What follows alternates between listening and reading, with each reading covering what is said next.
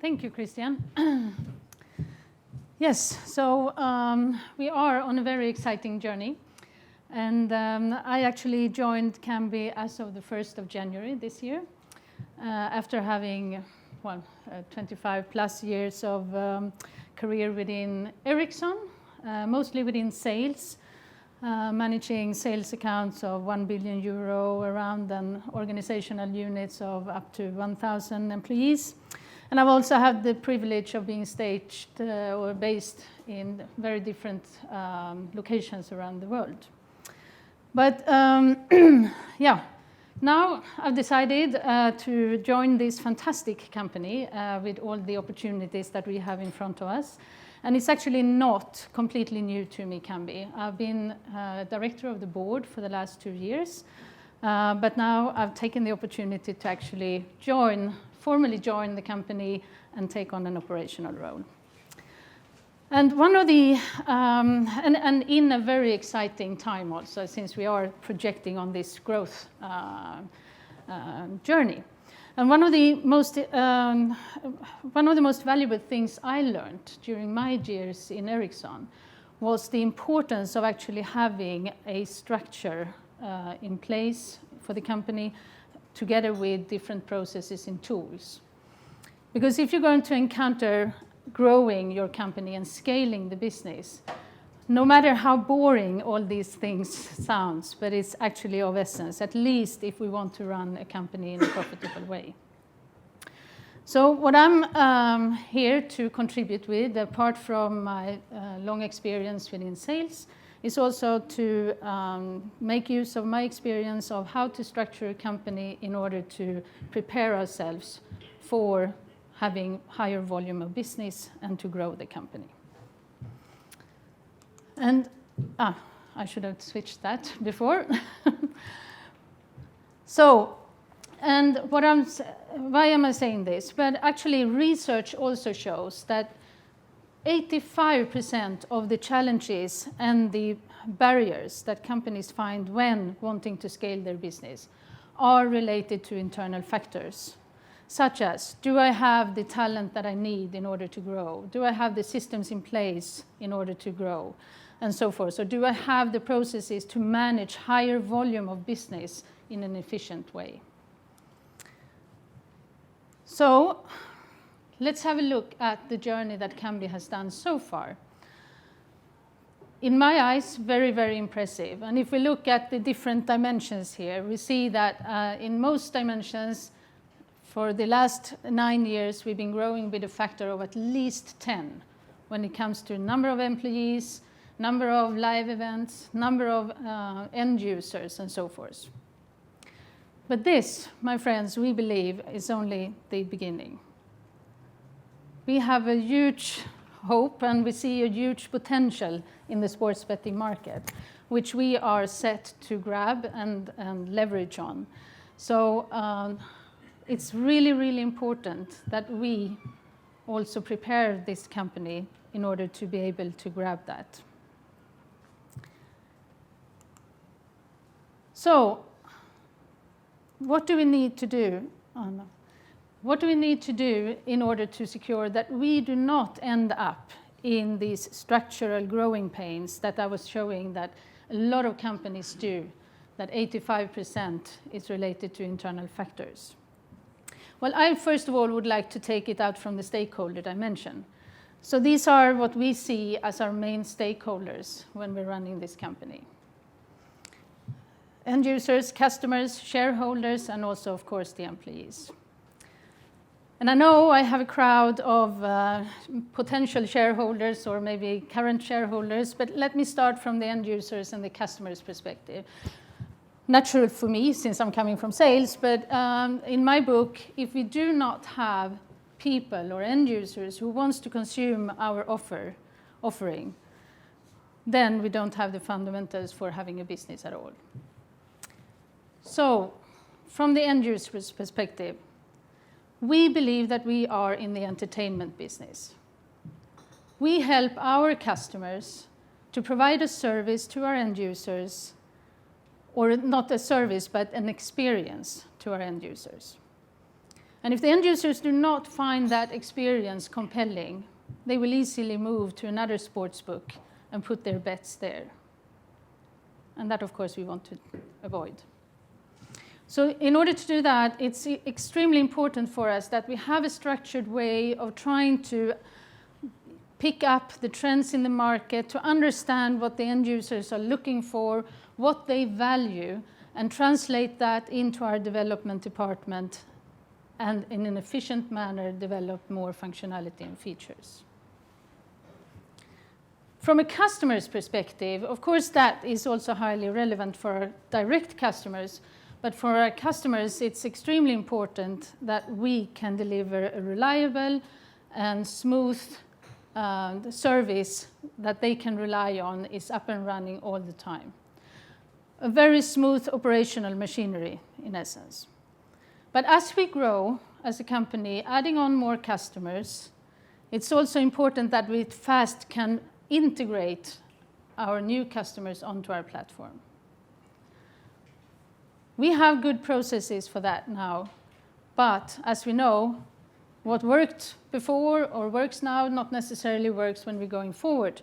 So we continuously have to further evolve those according to how we develop and how the market develops.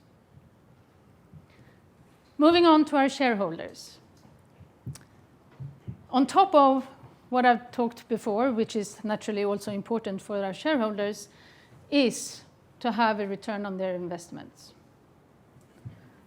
And one of the absolutely most important tasks for us as a management team is to have a very stringent and sophisticated approach to our capital and resource allocation, with the ambition of securing a high return on investments for our shareholders. And I will show you a little bit later, but in order to do that, it's really important that we have a solid strategy and business planning process to really maximize our utilization of our resource and capital to deliver high shareholder value. And finally, employees. Employees, I mean, we are a software company. We are a competence company. So our biggest and most important asset are our employees. And as we're growing, it becomes more and more important, especially for us being in the high-tech software industry, to be able to attract and retain the talents that we need in order to be able to grow and bring this company forward. And their culture is also a very, very important component in order to secure that we are able to attract talent and retain them and also get the maximum out of their potential. So my presentation here today is a little bit giving you the comfort that you're going to hear a lot about our product and what we're planning there and how we're addressing our customers, but to give you the confidence that we also recognize the importance of looking internally within the company to be prepared for the projected growth that we see, so that we don't end up in all these structural growing pains that so many companies do and that hinder them to actually make profit of the opportunities that we see out there.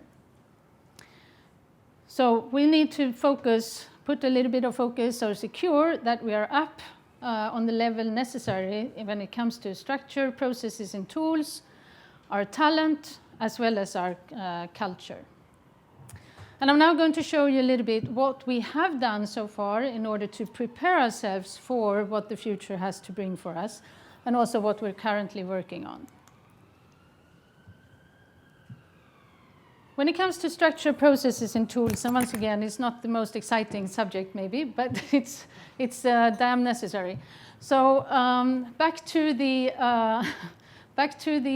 resource and capital allocation, which I think actually is the absolutely most fundamental or most important task for us as a management.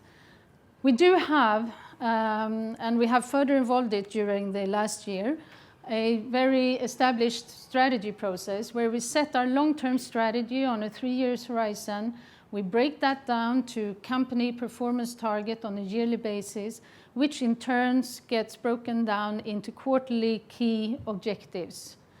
And that gets actually broken down to departmental and team level within the company. And in that way, we're really having the connection between what we want to achieve as a company and what is expected from each and every one of the employees. It's a very, very solid and thought-through process. And we as a management, we monitor this on a monthly basis, how the progress is and where we are. But on top of that, of course, we're also evaluating and re-evaluating our overall strategy on a regular basis, taking into account recent event, market trends or whatever, and ask ourselves, is our long-term strategy still valid, or do we need to make some smaller adjustments to it? When it comes to I usually see a company's processes as the major operational processes as develop, sell, and deliver. And if we look at those three, in the development, we have since a long time we have our development team divided into value streams in conjunction, who's working in an agile way, where we have cross-functional, self-organizing teams. And every second month, these teams get together, take the requirements, discuss the solutions, and come up with how that is going to be solved. And at that time, so the alignment and the coordination is done there on a bi-monthly basis. And at that time, we're also every time evaluating the development process. What can we do in order to improve it? Because like I said before, what used to work might not work. And we're growing our development department hugely, as you will see on the next slide. And when it comes to sales, we do have a established sales process which allows us to make very conscious decisions regarding which customers to address, what are the acceptable terms and conditions, but also to identify possible risks and put mitigation plans to that. And it might come to, I don't know how much you know, but we are actually quite selective when it comes to which customers we want to work with or which customers we want. If we really would have liked, we could have probably signed a lot more contracts, but we want to stick true to the long-term strategy we have. And once again, getting back to the actual resource and capital allocation. How do we make the most use or get the most out of the capital and resources that we have? In the development, here we're actually putting some efforts now into our delivery process in terms of last year, you all know we signed quite a lot of new contracts and especially in some contracts in the US. They tend to be a little bit more complex since we have a huge part of retail included in it.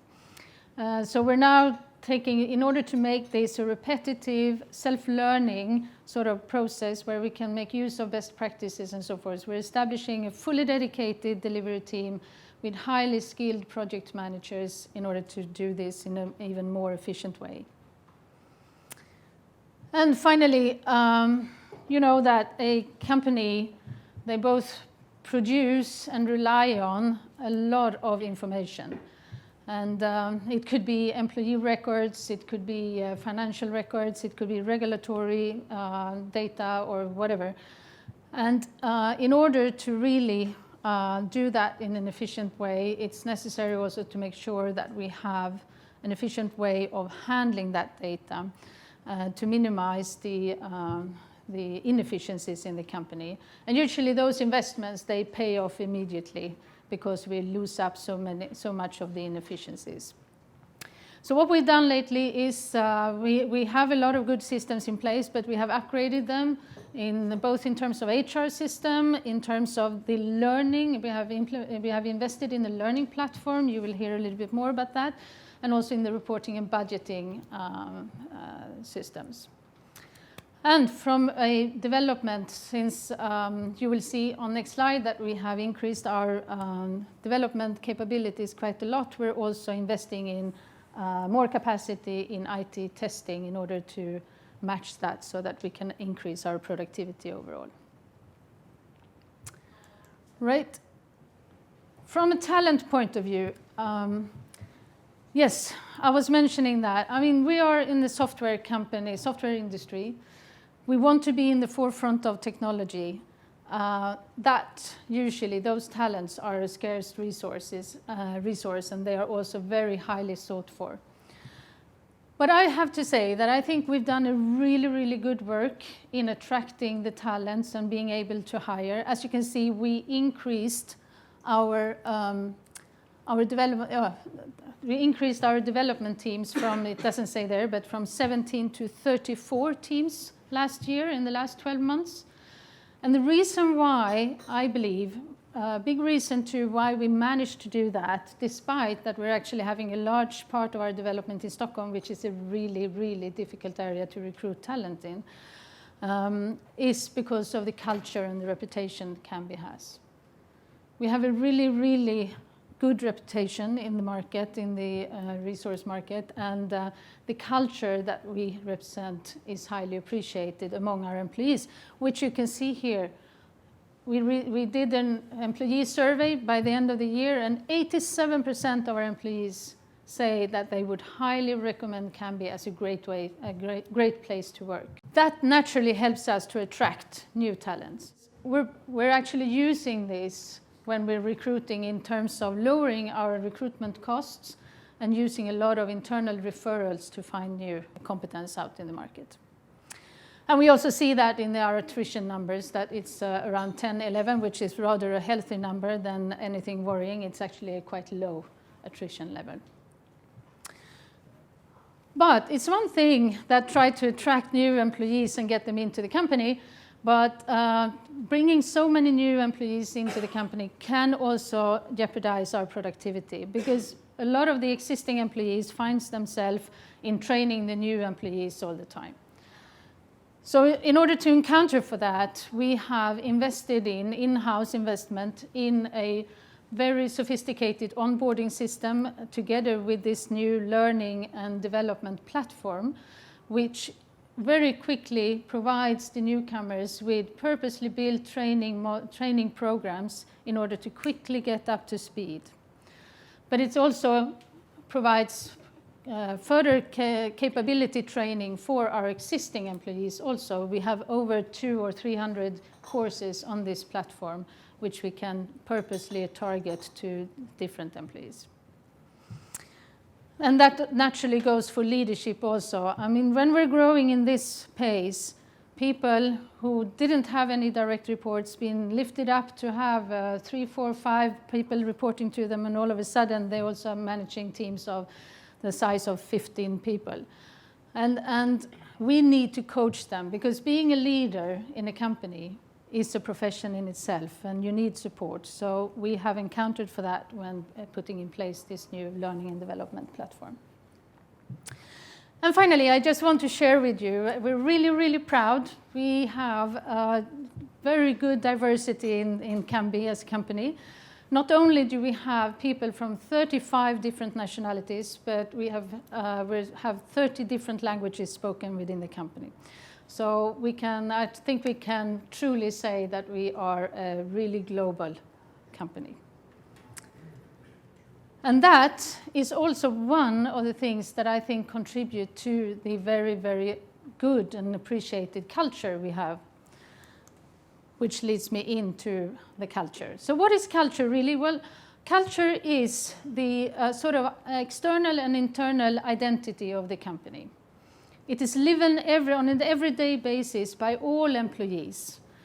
And it has a huge impact on how we manage to attract talent, how we manage to retain them, but also directly linked to the performance of the employees. We take a lot of pride in our reputation and in our culture.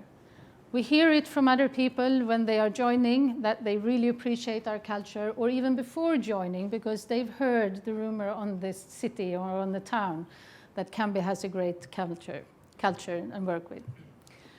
But as we grow, that naturally, I mean, it's very easily that culture develops to something different or that it falls apart.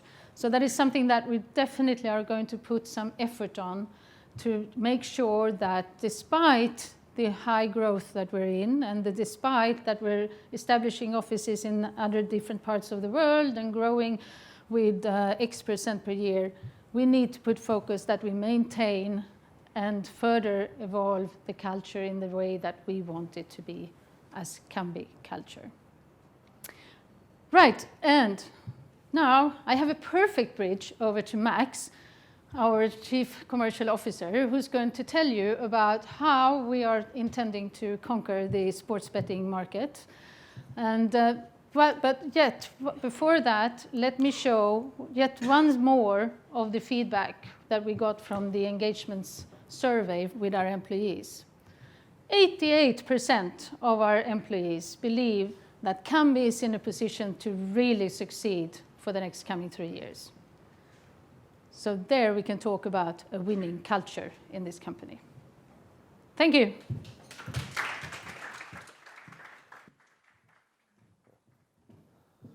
All right. How's everyone feeling? Pumped up a little bit? Hopefully I can talk you through a little bit of what we're doing in sales and PSD, which is our partner success department. A little bit about myself. I'm the Chief Commercial Officer. My name's Max Meltzer.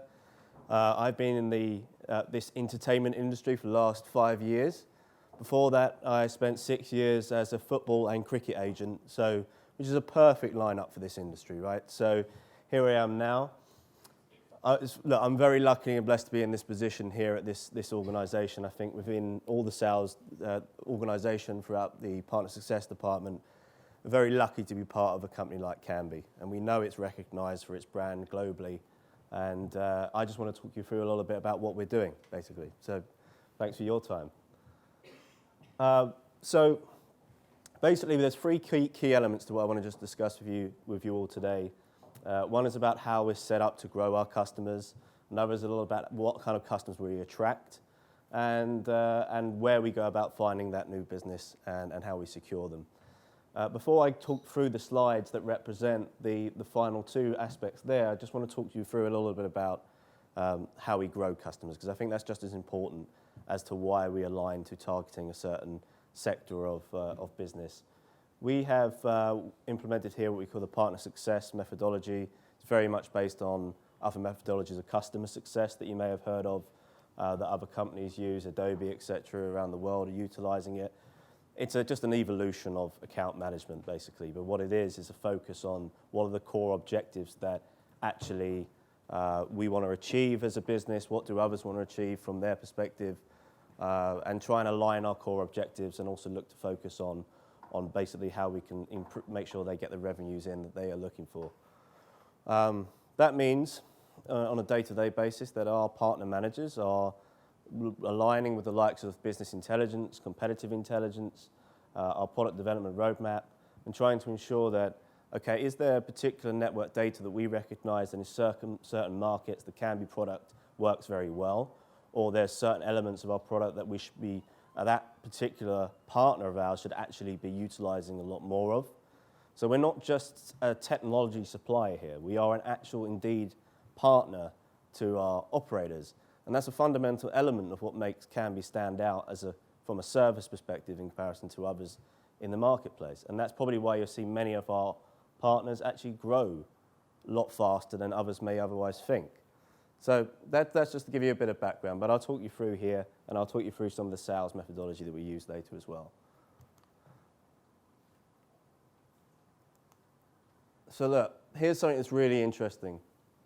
You may have heard about BetPlay in Colombia. If you haven't, they're a operator partner of ours that launched merely just over 12 months ago, and from a position of 0 have ended up as a key market leader in that country. And I think that goes to show you the strength of our product and our scalability and ability to get to market. Now, don't underestimate this. Think how many times people think when you get a technology organization like ours who go, okay, you haven't been in Colombia. What do you know about that region? What do you know about the culture? What do you know about the country? What do you have the different sports? Well, it's quite impressive that an organization like us can just enter into a new market with the right partner to achieve that kind of leverage and that kind of position. And I'd like that to resonate quite a lot with you guys as we go through what else we've achieved. So look, I'll also show you 888. You'll be hearing a lot about them recently in the news, of course, but you'll recognize here the kind of achievement that we've had in terms of their financial transformation from a sports betting perspective. You know, they have, and let me just highlight as well, when they actually changed the Kambi, there wasn't any huge investment in marketing from them. There wasn't a massive change of employers or new markets they went into at that point. That was a pure technology change. So I'd like to emphasize just that particular instance with 888, that technology change very much aligned to driving their revenues by almost double.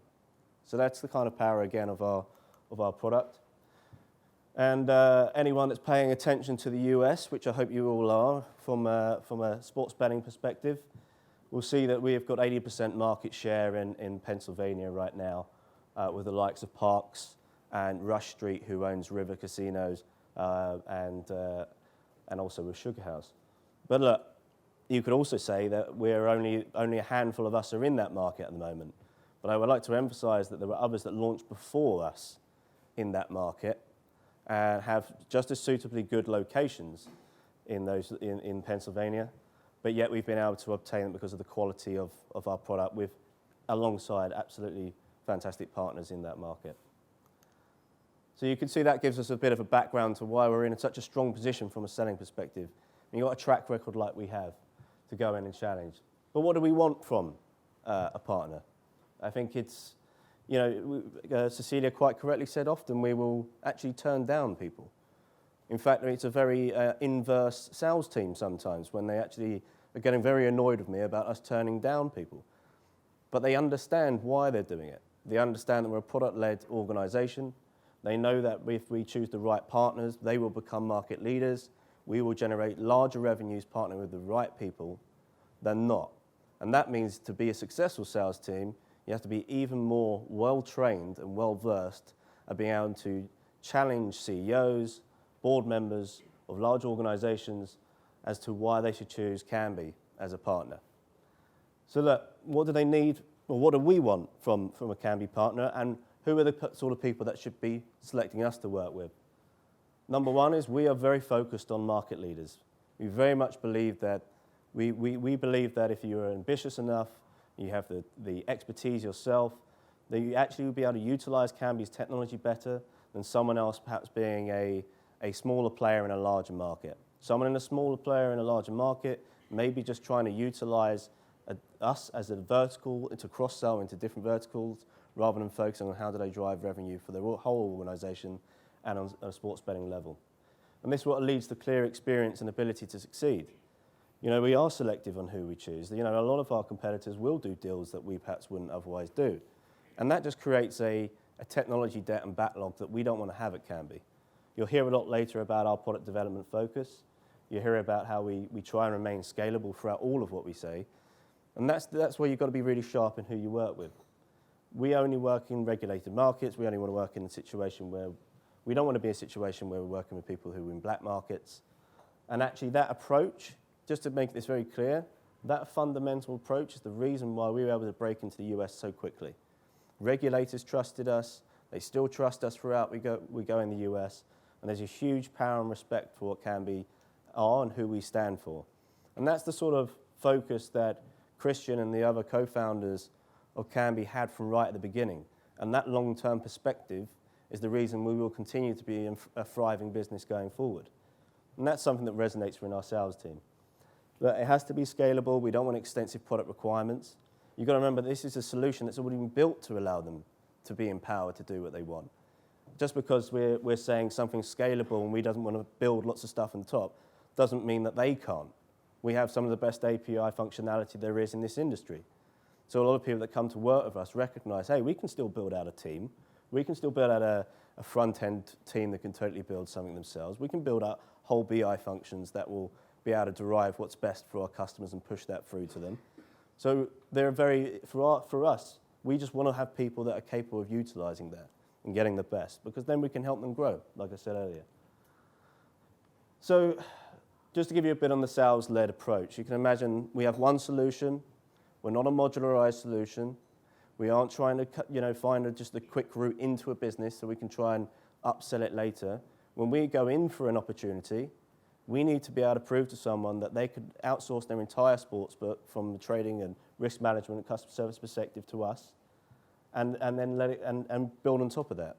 So that means our sales teams have to be experts. And I think in the last couple of years, if you've gone out and tried to hear and speak to people about, well, okay, what's Kambi sales team like, or if you've even met any of them, I hope that some of you might even get a chance to have a beer with them soon. But naturally, they're always trying to challenge, and this is what we've got. So you may have been aware of Challenger Sales methodology. If you haven't, take a read of it. It works here. It's not going to work at every business, but it works here. And the reason why is because we have that one solution, and what it includes in it is about challenging mindsets. It's about educating. And what we focus on is that second point there.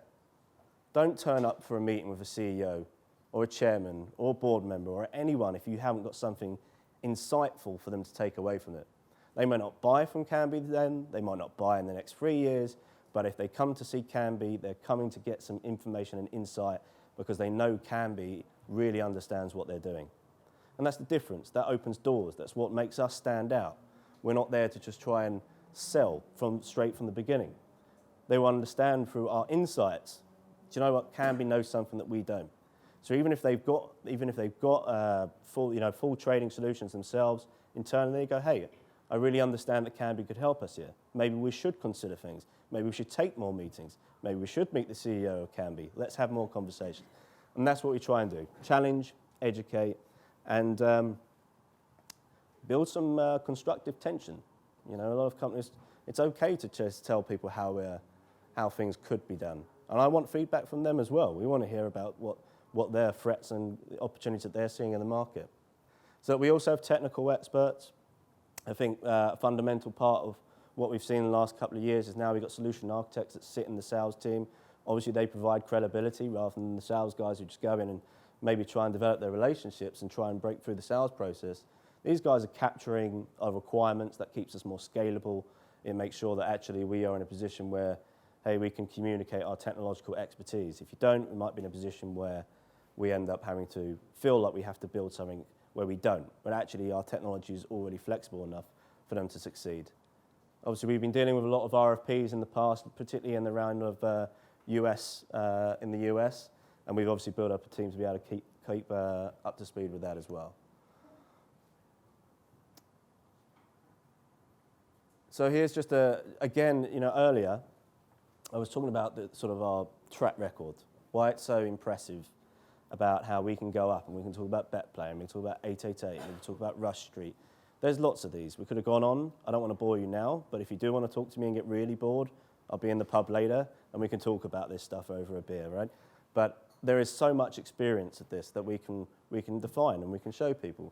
Now, to launch on the 1st of January with 6 customers online, I think we took our first bet for ATG just a couple of seconds after midnight, and to launch 2,000 retail shops is an incredible feat of scalability and ability defined by people to work throughout that Christmas period to make that a success. You've got to think at the same time we've been doing that, we've been launching retail locations all across the US, more so than anyone else. We've had, as you say, 80% market share, B2B first to take the post-Pasper bet. I can't tell you what it means to us when we can walk in at G2E last year with everyone who came around to see Kambi, and everyone comes to see us and go, hey, they trusted us. The DGE in New Jersey, because of our long-term focus, our scalability, our focus and integrity, trusted us. This company originated in Sweden, with offices in Malta, and to select us to take the first bet. They didn't think, oh, should we let someone else who's been operating in Nevada first to come in and actually take the bet. They thought we would be the best place to do that, and that's a real string to our bow.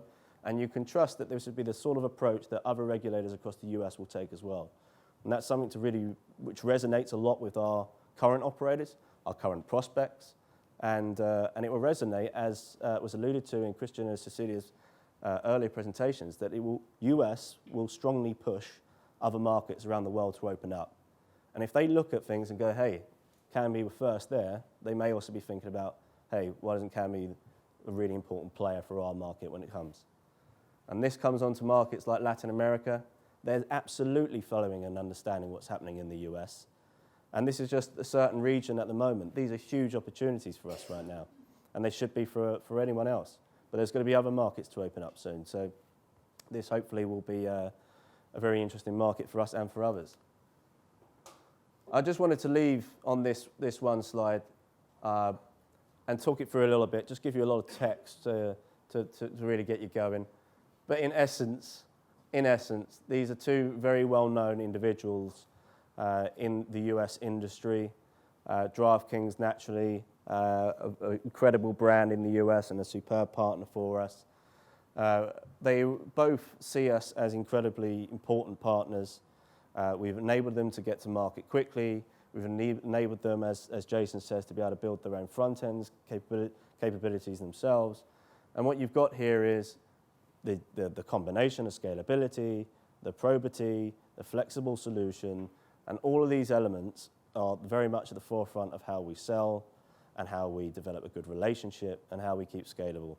And I think if people like this in the industry are recognizing what we're capable of, and you see with our 20-plus operators across the world right now, you're going to see that we're in a very, very strong track to continue to grow really successfully from a commercial perspective. We had our greatest year last year.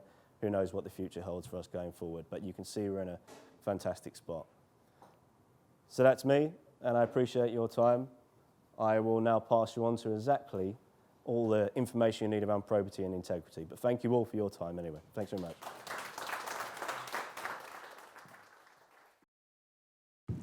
Afternoon all. My name is Oliver Lamb. I'm the Head Sportsbook Controller here at Kambi. Unlike Christian and Lars, I can't remember when I placed my first bet or ran my first book. But my grandfather was a bookmaker at Newcastle Racecourse in the post-war years. And my father also worked for him as well, so I can say I'm a third-generation bookmaker. Maybe the key is I'm a third-generation regulated bookmaker as well. So I'm here to talk around corporate probity and integrity and how we apply that to our operations. Now, one thing Christian mentioned was that we are founded in a way as a response to his prediction around an increasingly complex world that was facing operators, not just in terms of product and the technical systems that needs to be developed, but also around regulation. We could see that the world was going to change from the slightly grey map that we see there, where there were a handful of locally regulated markets, such as the UK, Italy, or Nevada. That was going to expand to see a large chunk of the map be locally regulated by individual states and nations. And I guess the head scratcher for operators was, how are we going to take our locally dominant position from the UK or Italy and apply that to Denmark and to Latin America and to the US and change our product and get licenses and scale our organization. And indeed, Kambi, when we first started off our early operations, we had just the 2 licenses in Alderney and Malta, which was all we needed or could take back then as a company. But if you fast forward 10 years or so now to 2019, and we're slap bang in the middle of that kind of regulatory complexity that was envisioned all those years ago. Right now, we as a company hold licenses in 9 jurisdictions and counting, particularly with the US, which we need to support our operations. Whenever we can take a local license as a B2B, we will take one. Beyond that, we have a further 13 accreditations in different regulated markets where we'll support our operators by having our systems audited and the regulators looking at how we are set up so that they trust us. And we also have a further certifications from internationally recognized organizations, such as we hold the ISO 27001 certificates for our technical operations. And these are the kind of accreditations, licenses, and certifications that we need to be able to scale at pace, and also to mainly allow our operators to scale at pace and to go into different jurisdictions, different countries, and allow them to succeed. Also, it allows us to show to operators in new jurisdictions who currently aren't with Kambi that we're the right choice for them. Now, we've taken our learnings and experiences from around the world and applied them to the US. We've taken a proactive approach over there. I think like a lot of overnight success stories, our progress in the US has been 10 years in the making.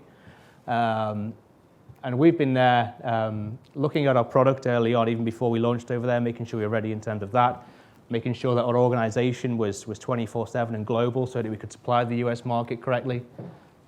And we also took a proactive approach in terms of how we looked at regulation. Max was mentioning how we aim to be, build partnerships with regulators. And it was on the 4th of December 2017 when the US Supreme Court heard the oral arguments against PASPA. I'm sure you were all tuned in and realized that it was probably looking good for a potential repeal. That was December, and in the first week of January, me and some colleagues, we were on the plane, we went over to New Jersey, visited the DG, presented Kambi and who we are.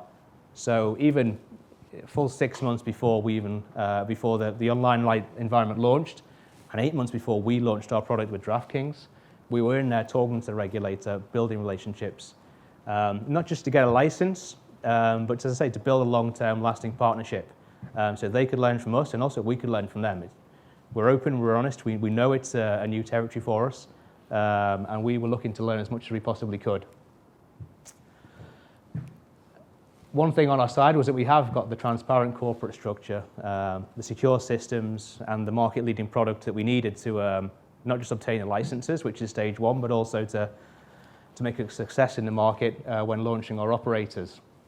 One part of my role is, like I said, I work mainly on the trading side of things, but I do wear my lobbyist hat and go and speak to regulators. And I've been over there a few times in the past 12 months and continue to travel, talking to regulators, legislators, on panels, in networking and events. We've spoken at the North American Gaming Regulators Association, NAGRA. You can write that down in your notes to shorten it.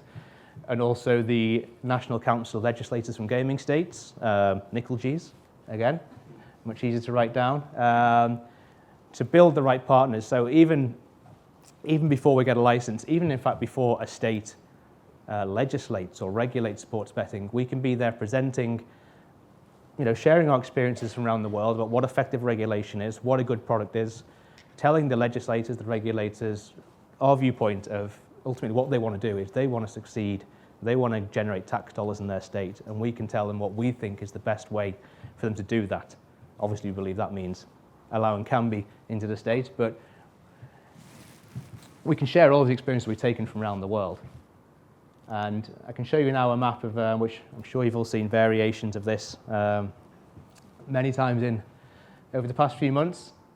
But we'll be looking to apply that same proactive strategy over the coming years as regulation rolls out westwards. As I say, we believe that our current approach is working for us in terms of, we're successfully getting licenses. We've got 4 right now. We're in New Jersey, Pennsylvania, West Virginia, and Mississippi. We have the licenses. We've applied for a license in New York, hopefully ready to go. We've never been rejected for a license in the past, and we believe that we'll carry on obtaining these licenses. And I say we aim to roll out that strategy that we've been taking to regulation across the country, and believe that we've got the transparent culture, the product, and the systems to scale across that whole market. Another area I want to talk around in terms of corporate probity transparency is our work on sports integrity. Cecilia mentioned how there's 700 of us here at Kambi around the world. One thing that maybe wasn't mentioned was that if you want to be one of those 700, you've got to be a sports fan. We're in sports betting after all. We're all passionate about sports. I myself, big football fan. My claim to fame is I'm probably the only person in the world who's held season tickets at Real Madrid and Tranmere Rovers. Definitely, anyone challenge me on that, but I don't think there's anyone else who's done that, the double. And we take our approach to integrity in a similar way to regulation. We aim to be transparent around it. We aim to cooperate with the various stakeholders in the space. And some examples of the kind of partnerships that we've worked on and nourished over the past few years are here on the screen. So we'll work with regulators, of course, as mentioned. Obviously in the US, one of the buzzwords has been integrity. Over the past few months, looks like we've all dodged the integrity fees, but we'll see about that. But we'll be working with regulators in the US as much as possible, and they ask for every integrity alert to be passed on to them, and we'll be doing that. But already in Europe for many years, we've been working with the UK Gambling Commission, for example. We're in almost daily contact with their sports betting intelligence unit, sharing information, also receiving information from them and corroborating it. Likewise in Spain, we've been advising the DGOJ over there around their integrity setup, which is going to be launching pretty soon. Where possible, we have MOUs in place as well with sporting federations. A couple of the big ones there, FIFA and the IOC. So again, if we do see something suspicious on events which are controlled by them and organised by them, then we'll be able to pass on that information directly to sports governing bodies.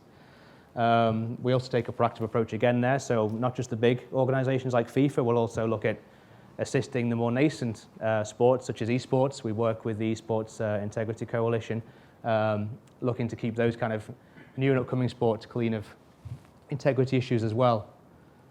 We work with international organisations. Example there is Council of Europe, also with the European Union, for example. We've taken trips to Brussels and Strasbourg to share best practice of what we've learned over the years in integrity to influence not just the regulators, but also in a way legislation, how sports are governed themselves and how we can help out. So the betting industry is not an outsider in the integrity discussion.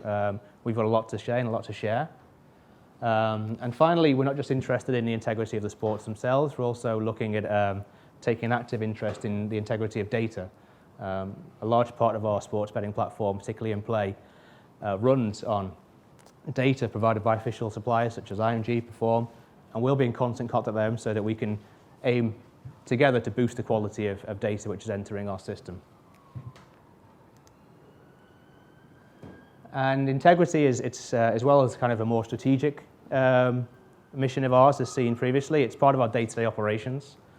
So we'll be profiling every event and every bet that we see in our systems, not just from a profitability angle, but from an integrity angle. And we believe that a sustainable organisation should be doing that. You shouldn't just be focused on revenues. You should have all the things in place, particularly in terms of sports betting, so that you can detect, escalate, and hopefully even, if required, prevent match fixing from taking place on your platform. We see it as a duty of ours to our operators, the regulators we work with, and even the end users, to keep our platform at least as free as possible from potential integrity issues. And our risk management team and sportsbook control teams who work every day on this, they're handling around about 15 alerts every week, of potential integrity issues. They can be flagged by our partners that we've seen just before, externally, or they could come from internally from our trading team as well, letting us know that maybe there's been some regular activity on event, and can we look into it. We'll of course escalate any kind of suspicious activity that we see to those aforementioned partners. And one thing is we don't just use that data just on a one-off basis and escalate it and leave it there. We accumulate all that information, and we have our own internal integrity database, and we leverage all of that information, all of the experience that our traders have, to inform and build our offering with integrity front and center. So we actually block around about 50 plus events every single day because we can't guarantee the integrity of them. We haven't got sufficient information to say we can fully trust that event.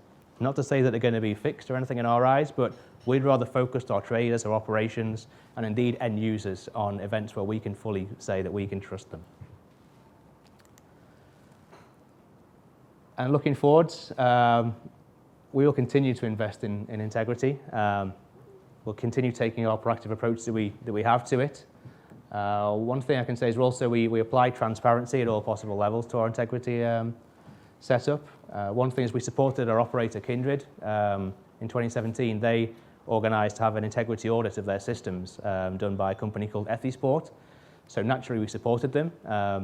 With us doing the risk management and trading for Kindred, a large part of that audit was focused on us and how we're set up. And we were proud to say that Kindred was given the result that they lead the pack on integrity, it was said. So we were very proud to give that result to Kindred. And we'll continue to apply those learnings, that sharing of information and cooperation, transparency, to our operations going forwards. And we'll always be sure that integrity is front and centre so that we can keep the sports that we love free from manipulation. Thank you very much.